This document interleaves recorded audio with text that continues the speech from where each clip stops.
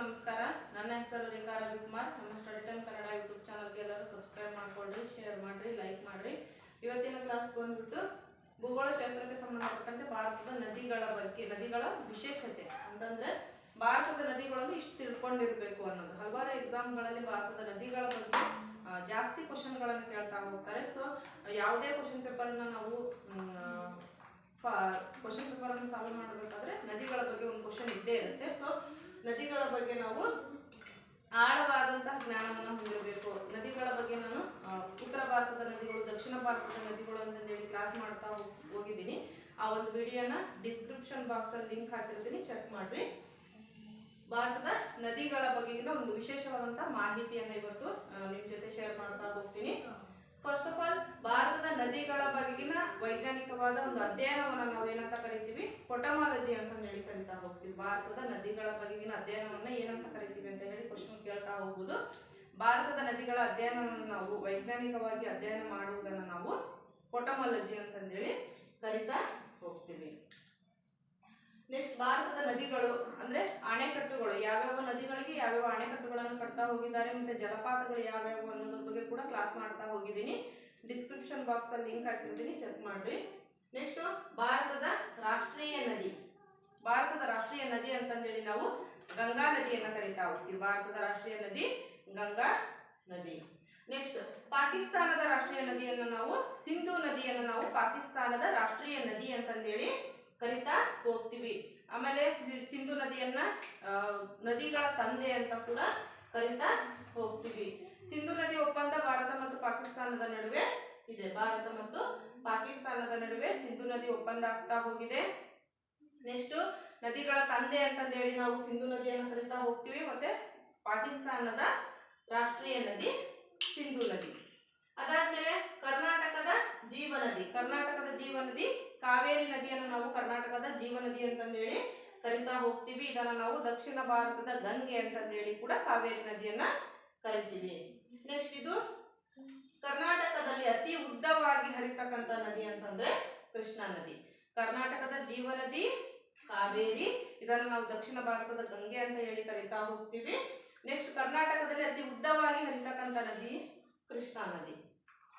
Next, ಅದಾದ್ಮೇಲೆ ತ್ರಿವೇಣಿ ಸಂಗಮ ನದಿಗಳು, ಮೂರು ನದಿಗಳ ಒಂದು ಸಂಗಮ ಯಾವ ಪ್ಲೇಸ್ ಅಲ್ಲಿ ಆಗ್ತಾ ಹೋಗುತ್ತೆ ಅದನ್ನು ನಾವು ತ್ರಿವೇಣಿ ಸಂಗಮ. ತ್ರಿ ಅಂದ್ರೆ ಮೂರು ನದಿಗಳ ಸಂಗಮ ಆಗ್ತಕ್ಕಂತಹ ಪ್ಲೇಸ್ ಅಂದ್ರೆ ಭಾರತದ ತ್ರಿವೇಣಿ ಸಂಗಮ ಅಂತಂದೇಳಿ ನಾವು ಅಲಹಾಬಾದ್ ಅನ್ನ ಕರಿತಾ ಹೋಗ್ತೀವಿ. ತ್ರಿವೇಣಿ ಸಂಗಮ ಆಗಿರೋದು, ಮೂರು ನದಿಗಳ ಒಂದು ಸಂಗಮ ಏನಾಗಿದೆ ಯಾವ ಪ್ಲೇಸ್ ಅಂತಂದ್ರೆ ಅಲಹಾಬಾದ್ ನಲ್ಲಿ ಆಗಿದೆ. ನೆಕ್ಸ್ಟ್, ಯಾವ ಮೂರು ನದಿಗಳಿಂದ ಸಂಗಮ ಆಗಿದೆ ಅಂತ ಹೇಳಿದ್ರೆ ಗಂಗಾ, ಯಮುನಾ, ಸರಸ್ವತಿ. ಗಂಗಾ, ಯಮುನಾ, ಸರಸ್ವತಿ ಈ ಮೂರು ನದಿಗಳ ಸಂಗಮ ಅಲಹಾಬಾದ್ ನಲ್ಲಿ ಆಗಿದೆ. ಇದನ್ನು ನಾವು ತ್ರಿವೇಣಿ ಸಂಗಮ ಅಂತಂದೇಳಿ ಕರಿತಾ ಹೋಗ್ತೀವಿ. ನೆಕ್ಸ್ಟ್, ಕರ್ನಾಟಕಕ್ಕೆ ಬಂದ್ರೆ ತ್ರಿವೇಣಿ ಸಂಗಮ ಟಿ ನರಸೀಪುರದಲ್ಲಿ ಆಗಿದೆ. ಭಾರತಕ್ಕೆ ಸಂಬಂಧಪಟ್ಟಂತೆ ಅಲಹಾಬಾದ್ ನಲ್ಲಿ ತ್ರಿವೇಣಿ ಸಂಗಮ ಆದ್ರೆ ಕರ್ನಾಟಕದಲ್ಲಿ ಟಿ ನರಸೀಪುರ. ಇಲ್ಲಿ ಕಾವೇರಿ, ಕಬಿನಿ, ಗುಪ್ತಗಾಮಿನಿ ಈ ಮೂರು ನದಿಗಳ ಒಂದು ಸಂಗಮ ಟಿ ನರಸೀಪುರದಲ್ಲಿ ಆಗಿದೆ. ಅದಾದ್ಮೇಲೆ ಭಾರತದ ಅಣೆಕಟ್ಟುಗಳು. ಭಾರತದ ನದಿಗಳಿಗೆ ಸಂಬಂಧಪಟ್ಟಂತೆ ಜವಾಹರ್ಲಾಲ್ ನೆಹರು ಅವರು, ಭಾರತದ ಮೊದಲ ಪ್ರಧಾನಿಯಾದಂತಹ ಜವಾಹರ್ಲಾಲ್ ನೆಹರು ಅವರು ಭಾರತದ ಒಂದು ಅಣೆಕಟ್ಟನ್ನ, ನದಿಗಳನ್ನ ಭಾರತದ ದೇವಾಲಯಗಳು ಅಂತಂದೇಳಿ ಕರಿತಾ ಹೋಗಿದ್ದಾರೆ. ನೆಕ್ಸ್ಟ್, ಅದಾದ್ಮೇಲೆ ಡಿಸ್ಕವರಿ ಆಫ್ ಇಂಡಿಯಾ ಅವರ ಗ್ರಂಥ ಏನಿದೆ ಆ ಗ್ರಂಥದಲ್ಲಿ ಗಂಗಾ ನದಿಯ ಬಗ್ಗೆ ಅವರು ವಿವರಣೆಯನ್ನು ಕೊಡ್ತಾ ಹೋಗಿದ್ದಾರೆ. ಜವಾಹರ್ಲಾಲ್ ನೆಹರು ಅವರು ಗಂಗಾ ನದಿಯ ಬಗ್ಗೆ ವಿವರಣೆಯನ್ನ ತಮ್ಮ ಗ್ರಂಥವಾದಂತಹ ಡಿಸ್ಕವರಿ ಆಫ್ ಇಂಡಿಯಾದಲ್ಲಿ ಕೊಟ್ಟಿದ್ದಾರೆ. ಅದಾದ್ಮೇಲೆ ಭಾರತದ ಪಂಚ ನದಿಗಳ ಬೀಡು ಅಂದ್ರೆ 5 ನದಿಗಳ ಒಂದು 5 ನದಿಗಳು ಆ ಒಂದು ರಾಜ್ಯದಲ್ಲಿ ಹರಿತಾ ಹೋಗಿದೆ. ಆ ರಾಜ್ಯ ಯಾವ್ದಪ್ಪ ಅಂತಂದು ಹೇಳಿದ್ರೆ ಪಂಜಾಬ್. ಭಾರತದ ಪಂಚ ನದಿಗಳ ಬೀಡು ಪಂಜಾಬ್ ಆದ್ರೆ ಕರ್ನಾಟಕದ ಪಂಚ ನದಿಗಳ ಬೀಡು ನಾವು ವಿಜಯಪುರವನ್ನ ಕರಿತಾ ಹೋಗ್ತೀವಿ. ಭಾರತದ ಪಂಚ ನದಿಗಳ ಬೀಡು ಪಂಜಾಬ್, ಕರ್ನಾಟಕದ ಪಂಚ ನದಿಗಳ ಬೀಡು ವಿಜಯಪುರ. ಇಲ್ಲಿ ಕೃಷ್ಣಾ, ಡೋಣಿ, ಘಟಪ್ರಭಾ, ಮಲಪ್ರಭಾ ಮತ್ತೆ ಭೀಮಾ ನದಿಗಳು ಹರಿತವೆ. ಸೊ ಆ ಒಂದು ಪ್ಲೇಸ್ ಅನ್ನ ವಿಜಯಪುರವನ್ನ ನಾವು ಕರ್ನಾಟಕದ ಪಂಚ ನದಿಗಳ ಬೀಡು ಅಂತ ಹೇಳಿ ಕರಿತಾ ಹೋಗ್ತೀವಿ. ನೆಕ್ಸ್ಟ್, ನದಿಗಳಿಗೆ ಬಂದ್ರೆ ಅಂದ್ರೆ ಪೂರ್ವಕ್ಕೆ ಹರಿತಕ್ಕಂಥ ನದಿಗಳು ಮತ್ತು ಪಶ್ಚಿಮಕ್ಕೆ ಹರಿತಕ್ಕಂಥ ನದಿಗಳು ಅಂತಂದೇಳಿ ಡಿವೈಡ್ ಮಾಡ್ತಾ ಹೋಗಿದ್ದಾರೆ. ಅದರಲ್ಲಿ ಭಾರತಕ್ಕೆ ಸಂಬಂಧಪಟ್ಟಂತೆ ಪೂರ್ವಕ್ಕೆ ಹರಿದು ಬಂಗಾಳ ಕೊಲ್ಲಿಯನ್ನು ಸೇರ್ತಕ್ಕಂತಹ ನದಿಗಳು ಅಂತಂದು ಹೇಳಿದ್ರೆ ಬ್ರಹ್ಮಪುತ್ರ, ಗಂಗಾ, ಗೋಮತಿ, ಯಮುನಾ, ಮಹಾನದಿ, ನೆಕ್ಸ್ಟ್ ಗೋದಾವರಿ, ಕೃಷ್ಣ, ಕಾವೇರಿ. ಈ ನದಿಗಳು ಪೂರ್ವಕ್ಕೆ ಹರಿತಕ್ಕಂಥ ನದಿಗಳು. ಪೂರ್ವಕ್ಕೆ ಹರಿದು ಭಾರತದಲ್ಲಿ ಪೂರ್ವಕ್ಕೆ ಹರಿದು ಬಂಗಾಳ ಕೊಲ್ಲಿಯನ್ನ ಸೇರ್ತಾ ಹೋಗ್ತವೆ. ಬ್ರಹ್ಮಪುತ್ರ, ಗಂಗಾ ನದಿ, ಗೋಮತಿ, ಯಮುನಾ, ಮಹಾನದಿ, ಗೋದಾವರಿ, ಕೃಷ್ಣ ಮತ್ತೆ ಕಾವೇರಿ ನದಿಗಳು. ಅದಾದ್ಮೇಲೆ ಭಾರತಕ್ಕೆ ಬಂದ್ರೆ ಅಂದ್ರೆ ಭಾರತದ ನದಿಗಳ ಬಗ್ಗೆ ಪಶ್ಚಿಮಕ್ಕೆ ಹರಿದು ಅರಬ್ಬಿ ಸಮುದ್ರವನ್ನ ಸೇರ್ತಕ್ಕಂಥ ನದಿಗಳು ಅಂತ ಹೇಳಿದ್ರೆ ಸಿಂಧು, ನರ್ಮದಾ, ತಪತಿ, ಶರಾವತಿ, ನೇತ್ರಾವತಿ, ಕಾಳಿ, ಅಘನಾಶಿನಿ ಇವೆಲ್ಲವೂ ಕೂಡ ಅರಬ್ಬಿ ಸಮುದ್ರವನ್ನ ಸೇರ್ತಕ್ಕಂತಹ ನದಿಗಳು, ಅಂದ್ರೆ ಪಶ್ಚಿಮಕ್ಕೆ ಹರಿತಕ್ಕಂತಹ ನದಿಗಳಾಗಿದ್ದಾವೆ. ನೆಕ್ಸ್ಟ್ ಅದಾದ್ಮೇಲೆ ಕರ್ನಾಟಕಕ್ಕೆ ಬಂದ್ರೆ ಪೂರ್ವಕ್ಕೆ ಹರಿತಕ್ಕಂಥ ನದಿಗಳು ಅಂತ ಹೇಳಿದ್ರೆ ಕೃಷ್ಣ ಇರ್ಬೋದು, ಕಾವೇರಿ, ಭೀಮಾ, ಮಲಪ್ರಭಾ, ಘಟಪ್ರಭಾ ಈ ನದಿಗಳು ಪೂರ್ವಕ್ಕೆ ಹರಿತಕ್ಕಂಥ ಕರ್ನಾಟಕದ ನದಿಗಳು. ಯಾವ್ಯಾವುದು ಅಂತಂದು ಹೇಳಿದ್ರೆ ಕೃಷ್ಣ, ಕಾವೇರಿ, ಭೀಮಾ, ಮಲಪ್ರಭಾ ಮತ್ತೆ ಘಟಪ್ರಭಾ. ಅದೇ ರೀತಿಯಾಗಿ ಪಶ್ಚಿಮಕ್ಕೆ ಹರಿತಕ್ಕಂತಹ ಕರ್ನಾಟಕದ ನದಿಗಳು ಅಂತಂದು ಹೇಳಿದ್ರೆ ಶರಾವತಿ ಇರ್ಬೋದು, ನೇತ್ರಾವತಿ ಇರ್ಬೋದು, ಕಾಳಿ ಈ ನದಿಗಳು ಪಶ್ಚಿಮಕ್ಕೆ ಹರಿತವೆ, ಕರ್ನಾಟಕದ ನದಿಗಳು. ಅದಾದ್ಮೇಲೆ ಸರ್ವಕಾಲಿಕ ನದಿಗಳು ಅಂತಂದೇಳಿ ನಾವು ಉತ್ತರ ಭಾರತದ ನದಿಗಳನ್ನ ಕರಿತಾ ಹೋಗ್ತೀವಿ. ಸರ್ವಕಾಲಿಕ ನದಿಗಳು ಅಂತಂದ್ರೆ ಯಾವಾಗಲೂ ಕೂಡ ಪ್ರತಿಯೊಂದು ಸೀಸನ್ ಅಲ್ಲೂ ಕೂಡ ಹರಿತಕ್ಕಂತಹ ನದಿಗಳು ಅಂತಂದೇಳಿ ನಾವು ಉತ್ತರ ಭಾರತದ ನದಿಗಳನ್ನು ನಾವು ಕರಿತಾ ಹೋಗ್ತೀವಿ. ಆದರೆ ದಕ್ಷಿಣ ಭಾರತದ ನದಿಗಳು ಮಳೆಗಾಲದ ಸಂದರ್ಭದಲ್ಲಿ ಮಾತ್ರ ತುಂಬಿ ಹರಿತವೆ. ಬೇಸಿಗೆ ಕಾಲದಲ್ಲಿ ಹರಿಯುವಿಕೆ ಪ್ರಮಾಣ ಕಡಿಮೆ ಆಗ್ತಾ ಹೋಗುತ್ತೆ. ಅಂದ್ರೆ ಉತ್ತರ ಭಾರತದ ನದಿಗಳು ಸರ್ವಕಾಲಿಕ ನದಿಗಳಾಗಿದ್ದಾವೆ. ನೆಕ್ಸ್ಟ್ ಅದಾದ್ಮೇಲೆ ನದಿ ಮುಖಜ ಭೂಮಿಗಳ ಒಂದು ವಿಷಯಕ್ಕೆ ಬಂದ್ರೆ ಪ್ರಪಂಚದ ದೊಡ್ಡ ನದಿ ಮುಖಜ ಭೂಮಿ ಸುಂದರ್ಬನ್, ಗಂಗಾ ನದಿಗೆ ಸಂಬಂಧಪಟ್ಟಂತ ಸುಂದರ್ಬನ್ ಮುಖಜ ಭೂಮಿ.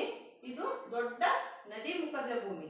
ಆದ್ರೆ ಭಾರತಕ್ಕೆ ಬಂದ್ರೆ ನದಿ ಮುಖಜ ಭೂಮಿ ಇರದೇ ಇರ್ತಕ್ಕಂತಹ ನದಿ ಅಂತಂದು ಹೇಳಿದ್ರೆ ನರ್ಮದಾ ನದಿ. ನದಿ ಮುಖಜ ಭೂಮಿ ಹೊಂದಿರದ ಒಂದು ನದಿ ಅಂತಂದು ಹೇಳಿದ್ರೆ ನರ್ಮದಾ ನದಿ. ಪ್ರಪಂಚದ ದೊಡ್ಡ ನದಿ ಮುಖಜ ಭೂಮಿ ಇರೋದು ಸುಂದರ್ಬನ್. ಅದಾದ್ಮೇಲೆ ದಕ್ಷಿಣ ಭಾರತದ ಅತಿ ಉದ್ದವಾದ ನದಿ ಗೋದಾವರಿ ನದಿ. ಕನ್ಫ್ಯೂಸ್ ಮಾಡ್ಕೊಳಕ್ ಹೋಗ್ಬೇಡ್ರಿ. ದಕ್ಷಿಣ ಭಾರತದ ಅತಿ ಉದ್ದವಾದ ನದಿ ಗೋದಾವರಿ ನದಿ. ಗೋದಾವರಿ ದಕ್ಷಿಣ ಭಾರತದ ಉದ್ದವಾದಂತಹ ನದಿ. ಅದೇ ಕರ್ನಾಟಕದಲ್ಲಿ ಅತಿ ಉದ್ದವಾಗಿ ಹರಿತಕ್ಕಂಥ ನದಿ ಅಂದ್ರೆ ಕೃಷ್ಣಾ ನದಿ. ಕರ್ನಾಟಕದ ಜೀವನದಿ ಕಾವೇರಿ. ಆದ್ರೆ ಕರ್ನಾಟಕದಲ್ಲಿ ಅತಿ ಉದ್ದವಾಗಿ ಹರಿತಕ್ಕಂಥ ನದಿ ಅಂತಂದು ಹೇಳಿದ್ರೆ ಕೃಷ್ಣಾ ನದಿ. ನೆಕ್ಸ್ಟ್ ಅದಾದ್ಮೇಲೆ ಜಗತ್ತಿಗೆ ಬಂದ್ರೆ ಅಂದ್ರೆ ಪ್ರಪಂಚದ ವಿಷಯಕ್ಕೆ ಬಂದ್ರೆ ನದಿಗಳಿಗೆ ಸಂಬಂಧಪಟ್ಟಂತೆ ಜಗತ್ತಿನ ಅತಿ ಉದ್ದವಾದ ನದಿ ನೈಲ್ ನದಿ. ಜಗತ್ತಿನ ಅತಿ ಉದ್ದವಾದ ನದಿ ನೈಲ್ ನದಿ. ಆದ್ರೆ ದೊಡ್ಡದಾದಂತಹ ನದಿ ಅಂತಂದು ಹೇಳಿದ್ರೆ ಅಮೆಜಾನ್. ಜಗತ್ತಿನ ಉದ್ದವಾದ ನದಿ ನೈಲ್ ನದಿ, ದೊಡ್ಡದಾದಂತಹ ನದಿ ಅಂತಂದು ಹೇಳಿದ್ರೆ ಅಮೆಜಾನ್ ನದಿ. ನೆಕ್ಸ್ಟ್ ಅದೇ ರೀತಿ ನಾವು ಹಿಮ ನದಿ. ಜಗತ್ತಿನ ಅತಿ ಉದ್ದವಾದಂತಹ ಹಿಮ ನದಿ ಅಂತಂದು ಹೇಳಿದ್ರೆ ಲ್ಯಾಂಬರ್ಟ್ ನದಿ. ನೆಕ್ಸ್ಟ್ ನದಿಗಳ ಒಂದು ಅಣೆಕಟ್ಟುಗಳ ವಿಷಯಕ್ಕೆ ಬಂದ್ರೆ ಸ್ವತಂತ್ರ ಭಾರತದ 1947ರ ನಂತರ ಸ್ವತಂತ್ರ ಭಾರತದ ಮೊದಲ ಅಣೆಕಟ್ಟು ಅಂತಂದು ಹೇಳಿದ್ರೆ ದಾಮೋದರ ನದಿಗೆ ಅಣೆಕಟ್ಟನ್ನ ಕಟ್ತಾ ಹೋಗಿದ್ದಾರೆ. ಯಾವ ನದಿಗೆ ಅಂತ ಕೇಳ್ತಾ ಹೋಗ್ಬೋದು. ದಾಮೋದರ ನದಿಗೆ ಸ್ವತಂತ್ರ ಭಾರತದ ಮೊದಲ ಅಣೆಕಟ್ಟನ್ನ ಕಟ್ತಾ ಹೋಗಿದ್ದಾರೆ. ನೆಕ್ಸ್ಟ್ ಸಪ್ತ ಸೋದರಿ ನದಿಗಳ ರಾಜ್ಯ ಅಂತಂದು ಹೇಳಿದ್ರೆ ಮೇಘಾಲಯ. ಸಪ್ತ ಸೋದರಿ ನದಿಗಳ ರಾಜ್ಯ ಮೇಘಾಲಯ. ಪಂಚ ನದಿಗಳ ಬೀಡು ಅಂತಂದು ಹೇಳಿದ್ರೆ ಪಂಜಾಬ್. ಕರ್ನಾಟಕಕ್ಕೆ ಬಂದ್ರೆ ಪಂಚ ನದಿಗಳ ಬೀಡು ಅಂತಂದು ಹೇಳಿದ್ರೆ ವಿಜಯಪುರ. ನೆಕ್ಸ್ಟ್ ಕಣ್ಣೀರಿನ ನದಿಗಳು ಅಂತಂದು ಹೇಳಿದ್ರೆ ಕೋಸಿಯನ್ನ ಬಿಹಾರದ ಕಣ್ಣೀರಿನ ನದಿ ಅಂತಂದೇಳಿ ಕರಿತಾ ಹೋಗ್ತೀವಿ. ಬಿಹಾರದ ಕಣ್ಣೀರಿನ ನದಿ ಯಾವುದು ಅಂತ ಕೇಳ್ತಾ ಹೋಗ್ಬೋದು. ಕೋಸಿ ನದಿ ಬಿಹಾರದ ಕಣ್ಣೀರಿನ ನದಿ. ನೆಕ್ಸ್ಟ್ ಮಹಾನದಿ ಒಡಿಸ್ಸಾ ರಾಜ್ಯದ ಕಣ್ಣೀರಿನ ನದಿ. ಆದ್ರೆ ದಾಮೋದರ ನದಿ ಪಶ್ಚಿಮ ಬಂಗಾಳದ ಕಣ್ಣೀರಿನ ನದಿ ದಾಮೋದರ ನದಿ. ಮಹಾನದಿ ಒಡಿಸ್ಸಾದ ಕಣ್ಣೀರಿನ ನದಿ. ನೆಕ್ಸ್ಟ್ ಕೋಸಿ ನದಿಯನ್ನು ಬಿಹಾರದ ಕಣ್ಣೀರಿನ ನದಿ ಅಂತಂದೇಳಿ ಕರಿತಾ ಹೋಗ್ತೀವಿ. ನೆಕ್ಸ್ಟ್ ಈ ನದಿಗಳ ವಿಷಯಕ್ಕೆ ಬಂದರೆ ಜಲ ವಿವಾದಗಳು ಪ್ರತಿಯೊಂದು ರಾಜ್ಯದಲ್ಲೂ ಪ್ರತಿಯೊಂದು ದೇಶದಲ್ಲೂ ಕೂಡ ನಡೀತಾ ಹೋಗಿದೆ. ಅಂತಾರಾಷ್ಟ್ರೀಯವಾಗಿ ಮತ್ತೆ ರಾಷ್ಟ್ರದಲ್ಲೂ ಕೂಡ ಈ ಜಲ ಅಂದ್ರೆ ನೀರಿನ ವಿವಾದಗಳು ಹೇಳ್ತಾ ಹೋಗಿದ್ದಾವೆ.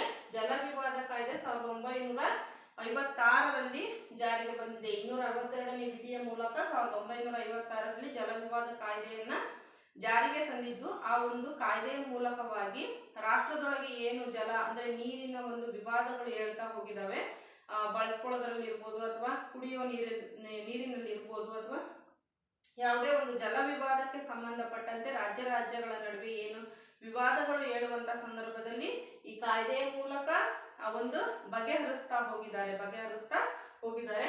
ಸೊ ಜಲ ವಿವಾದ ಕಾಯ್ದೆ ಜಾರಿಗೆ ಬಂದಿದ್ದು 1956ರಲ್ಲಿ 262ನೇ ವಿಧಿಯ ಮೂಲಕ. ನೆಕ್ಸ್ಟ್ ನದಿಗಳ ಅಂತರ್ಜೋಡಣೆ 1972ರಲ್ಲಿ ಜಾರಿಗೆ ಬಂದಿದೆ. ಗಂಗಾ ಮತ್ತೆ ಅಂದ್ರೆ 1972 ಗಂಗಾ ಮತ್ತೆ ಕಾವೇರಿ ನದಿಗಳ ಜೋಡಣೆಯನ್ನ ಮಾಡ್ತಾ ಹೋಗುವುದರ ಮುಖಾಂತರವಾಗಿ ರಾಜ್ಯಗಳ ನಡುವೆ ನಡೀತಕ್ಕಂಥ ಸಂಘರ್ಷವನ್ನ ದೂರ ಮಾಡ್ತಾ ಹೋಗಿದ್ದಾರೆ. ನೆಕ್ಸ್ಟ್ ಅದಾದ್ಮೇಲೆ ರಾಷ್ಟ್ರೀಯ ಜಲ ಅಭಿವೃದ್ಧಿ ಏಜೆನ್ಸಿ ಜಾರಿಗೆ ಬಂದಿದ್ದು 1982. ಜಲ ವಿವಾದ ಕಾಯ್ದೆ ಜಾರಿಗೆ ಬಂದಿದ್ದು 1956ರಲ್ಲಾದ್ರೆ 1982ರಲ್ಲಿ ರಾಷ್ಟ್ರೀಯ ಜಲ ಅಭಿವೃದ್ಧಿ ಏಜೆನ್ಸಿಯನ್ನ ಸ್ಥಾಪನೆ ಮಾಡಿದ್ದಾರೆ.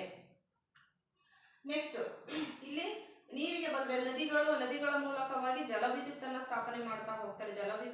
ವಿದ್ಯುತ್ತನ್ನು ಉತ್ಪಾದನೆಯನ್ನ ಮಾಡ್ತಾ ಹೋಗ್ತಾರೆ. ಭಾರತದಲ್ಲಿ ಉತ್ಪಾದನೆ ಮಾಡುವಂತ ಸಂದರ್ಭದಲ್ಲಿ 2ನೇ ಸ್ಥಾನವನ್ನ ಜಲವಿದ್ಯುತ್ ಪಡೆದ್ರೆ, ಮೊದಲನೇ ಸ್ಥಾನವನ್ನ ವಿದ್ಯುತ್ ಉತ್ಪಾದನೆ ಮಾಡೋದ್ರಲ್ಲಿ ಶಾಖ ವಿದ್ಯುತ್ ಮೊದಲ ಸ್ಥಾನವನ್ನ ಪಡೆದಿದೆ. ಜಲವಿದ್ಯುತ್ 2ನೇ ಸ್ಥಾನವನ್ನ ಪಡೆದಿದೆ. ನೆಕ್ಸ್ಟ್ ಗಂಗಾ ಯಮುನಾ ನದಿಯನ್ನ ಜೀವಂತ ನದಿ ಅಂದ್ರೆ ಜೀವಂತ ವ್ಯಕ್ತಿಗೆ ಯಾವ ರೀತಿಯಾಗಿ ಜೀವಂತ ಇರುವಂತ ಸಂದರ್ಭದಲ್ಲಿ ವ್ಯಕ್ತಿಗೆ ಯಾವ ರೀತಿಯ ಸ್ಥಾನಮಾನವನ್ನು ನಾವು ಸಂವಿಧಾನದ ಮೂಲಕ ಕೊಡ್ತಾ ಹೋಗಿದ್ದೀವಿ, ಅದೇ ರೀತಿ ಕೂಡ ಗಂಗಾ ಮತ್ತೆ ಯಮುನಾ ನದಿಗೆ ಜೀವಂತ ವ್ಯಕ್ತಿಯ ಸ್ಥಾನಮಾನವನ್ನ ಉತ್ತರಾಖಂಡದ ಹೈಕೋರ್ಟ್ 2017 ಮಾರ್ಚ್ 20ರಂದು ಜೀವಂತ ವ್ಯಕ್ತಿಯ ಸ್ಥಾನಮಾನವನ್ನ ಗಂಗಾ ಮತ್ತೆ ಯಮುನಾ ನದಿಗೆ ನೀಡಿದ್ದಾರೆ. ಯಾವ ನದಿ ಅಂದ್ರೆ ಗಂಗಾ ಮತ್ತೆ ಯಮುನಾ ನದಿ. ಯಾವ ರಾಜ್ಯ? ಉತ್ತರಾಖಂಡ ಹೈಕೋರ್ಟ್. ನೆಕ್ಸ್ಟ್ ಪ್ರಪಂಚದ ದೊಡ್ಡ ಅಂತರ್ನದಿ ದ್ವೀಪ ಭಾರತದಲ್ಲಿರ್ತಕ್ಕಂಥ ಮಜುಲಿ ದ್ವೀಪ ಪ್ರಪಂಚದ ದೊಡ್ಡ ಅಂತರ್ ನದಿ ದ್ವೀಪ. ಇದು ಈ ಒಂದು ದ್ವೀಪ ಅಂದ್ರೆ ಮಜುಲಿ ದ್ವೀಪ ಅಸ್ಸಾಂ ರಾಜ್ಯಕ್ಕೆ ಸಂಬಂಧಪಟ್ಟಿದ್ದು, ಬ್ರಹ್ಮಪುತ್ರ ನದಿಗೆ ಸಂಬಂಧಪಟ್ಟಿದೆ. ನೆಕ್ಸ್ಟ್ ಬ್ರಹ್ಮಪುತ್ರ ನದಿ ಯಾವ ದೇಶಗಳ ನಡುವೆ ವಿವಾದವನ್ನ ಹರಡಿಕೊಂಡಿದೆ ಅಂತಂದು ಹೇಳಿದ್ರೆ, ಅಂದ್ರೆ ವಿವಾದ ಎತ್ತಿದೆ ಅಂದ್ರೆ ಭಾರತ ಮತ್ತು ಚೀನಾದ ನಡುವೆ ಬ್ರಹ್ಮಪುತ್ರ ನದಿಯ ಒಂದು ವಿವಾದಗಳು ಇದಾವೆ.